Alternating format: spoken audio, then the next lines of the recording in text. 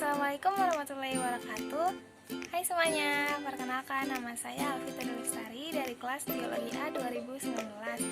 Pada kesempatan kali ini saya akan menjelaskan sedikit mengenai tanaman jarak.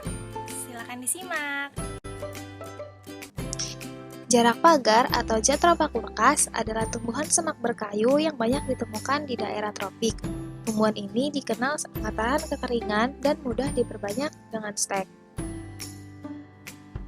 Jarak pagar sudah lama dikenal oleh masyarakat kita sebagai tanaman obat dan penghasil minyak lampu. Bahkan, sewaktu zaman penjajahan Jepang, minyaknya diolah untuk bahan bakar pesawat terbang. Tanaman ini berasal dari daerah tropis di Amerika Tengah dan saat ini telah menyebar di berbagai tempat di Asia dan Afrika. Orang Sunda menyebut tanaman ini dengan jarak kosta, jarak budek, dan orang Jawa menamakan jarak pager, orang Madura memberi nama kaleke pagar, orang Nusa Tenggara mengistilahkan lulu mau, paku kase, jarak pageh, dan lain-lain. Untuk klasifikasi tanaman jarak pagar, kerajaannya itu Plantae, divisinya Spermatophyta, kelasnya Dicotyledon, bangsa Euphorbiales, suku Euphorbiaceae, marga Jatropha, dan jenisnya Jatropha curcas.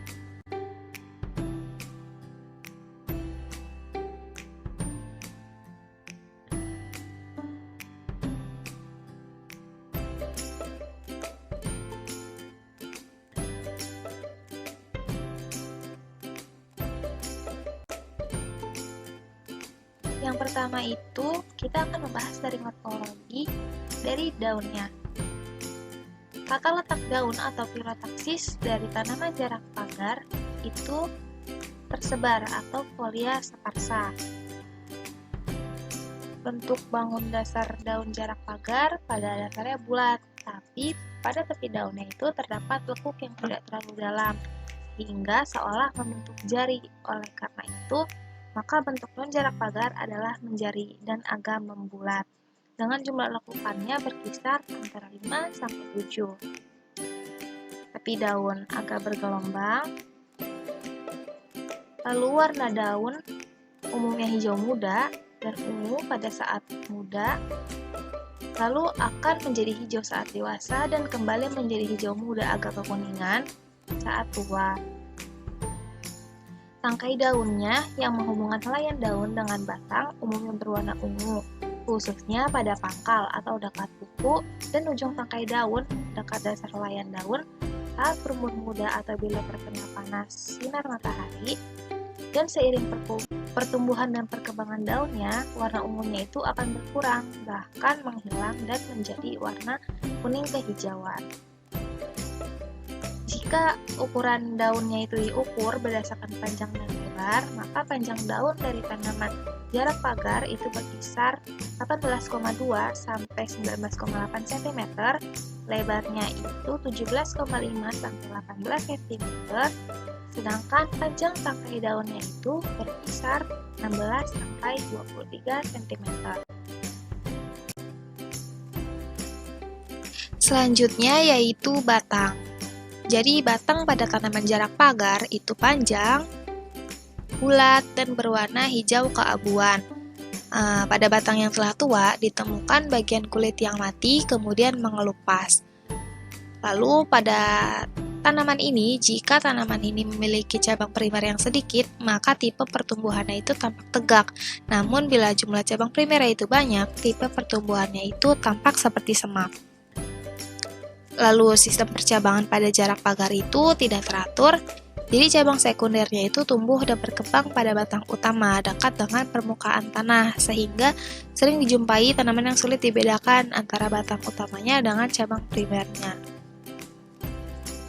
Nah, berdasarkan beberapa uraian dari beberapa literatur, maka tanaman jarak pagar termasuk tanaman perdu atau pohon kecil dengan tinggi habitus sekitar 5-8 meter, dengan batang berkayu, silindris, dan bila terluka akan mengeluarkan getah.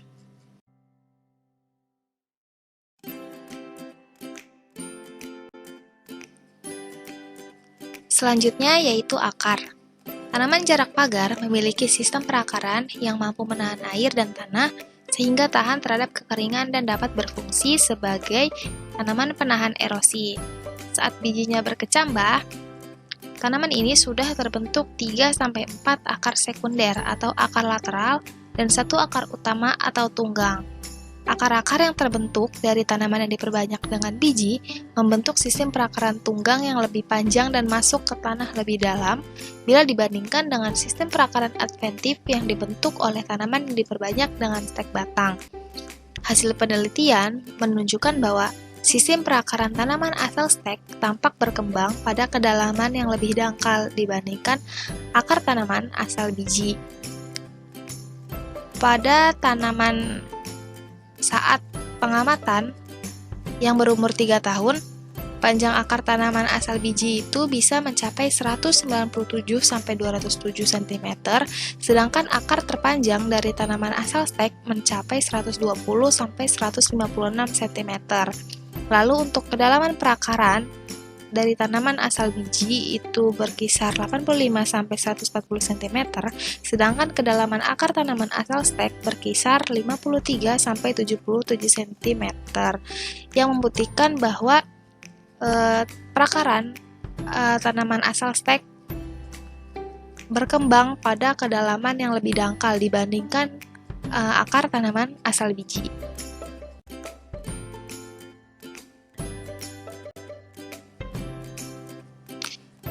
Seperti pada tanaman lainnya, pertumbuhan generatif tanaman jarak pagar ditandai oleh terbentuknya bunga pada tanamannya. Bunganya terbentuk pada ujung cabang atau flos terminalis dengan warna bunganya itu kuning kehijauan. Dengan jumlah bunga yang terbentuk itu banyak sehingga disebut planta multiflora dan berkumpul membentuk suatu rangkaian bunga atau disebut bunga majemuk atau malai bunga atau inflorescentia. Nah, pada ujung dari malai atau ibu tangkai bunganya itu diakhiri dengan pembentukan bunga, sehingga ibu tangkai bunganya itu memiliki pertumbuhan yang terbatas. Oleh karena itu, tergolong bunga majemuk terbatas atau inflorescentia definita. Nah, bunga majemuk jarak pagar ini tersusun oleh satu bunga betina yang dikelilingi oleh banyak, sekitar 4-10 bunga jantan secara berselang-seling, dengan bunga betina sebagai pusat yang dikelilingi oleh bunga jantan, yang kemudian disebut sebagai siatium. Nah, bagian-bagian bunga pada bunga jarak pagar ini ternyata tidak lengkap, sehingga tergolong dalam tanaman berbunga tidak sempurna atau plus incompletus. Nah, setiap individu bunga betina dan jantannya itu tumbuh dan berkembang terpisah atau berkelamin tunggal atau uniseksualis dan berumah satu atau monoekius. Bunga betina dan bunga jantan tumbuh dan berkembang pada satu malai bunga, tapi ada juga bunga yang berkelamin dua atau hermaprodit.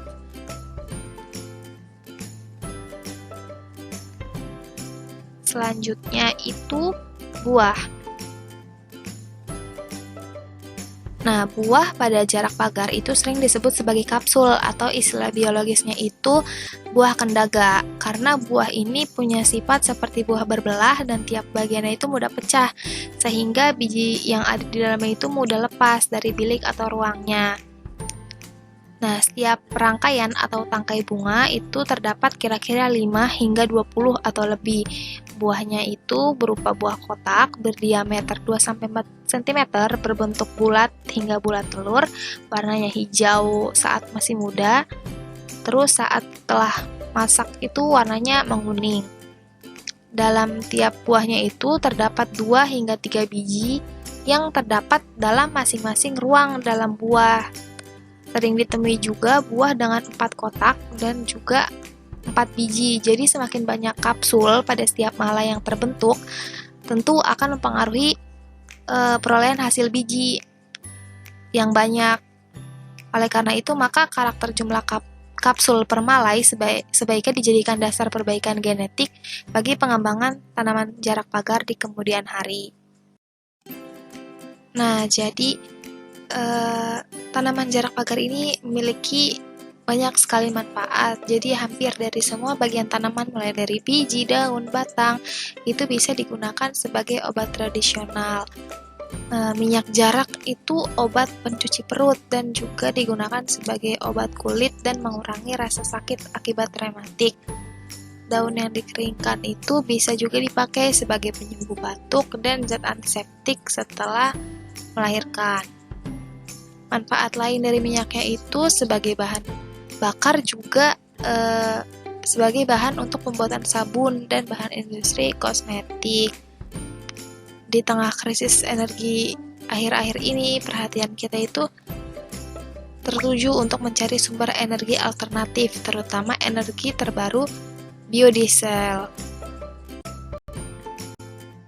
Nah, tanaman jarak itu merupakan salah satu tanaman sumber energi alternatif yang bisa dimanfaatkan sebagai bahan bakar pengganti solar, yang merupakan bahan bakar yang ramah lingkungan. Jadi, tanaman jarak pagar ini menjadi pilihan yang layak karena tanaman jarak pagar itu dapat hidup di lahan kritis. Jadi, secara lebih rinci, terdapat beberapa alasan yang bersifat unggul dari tanaman ini untuk dijadikan sebagai sumber alternatif bahan biodiesel, yaitu yang pertama itu biodiesel jarak pagar atau sering dikenal kulkas biodiesel merupakan energi produk pertanian yang dapat diperbarui. Lalu biodiesel jarak pagar tidak beracun dan mudah terurai, kadar sulfur sangat rendah, volatilitas rendah, dan kandungan oksigen yang rendah sehingga menjamin pembakaran yang lebih sempurna. Terus juga emisi biodiesel jarak pagar itu bersih sehingga mengurangi polusi udara sehingga lebih ramah lingkungan. Lalu tanamannya sendiri itu juga mudah ditanam dan dapat tumbuh pada hampir semua jenis tanah, lalu mudah diperbanyak dan tidak disukai ternak sehingga penanaman di lapangan itu tidak terganggu oleh hewan ternak. Lalu yang terakhir, tanaman jarak pagar juga memiliki multifungsi seperti yang tadi dijelaskan bahwa tidak hanya sebagai bahan bakar, tapi tanaman ini juga dapat berfungsi sebagai tanaman untuk bahan obat, bahan pewarna, dan bahan penyamak. Selain itu, hasil sampingan dari tanaman ini juga bisa sebagai bahan bakar yang dapat dimanfaatkan sebagai bahan pakan ternak, bahan pupuk atau kompos, dan juga bahan bakar berbentuk briket. Ya, sekian pemaparan singkat dari saya, kurang lebihnya mohon maaf. Wassalamualaikum warahmatullahi wabarakatuh.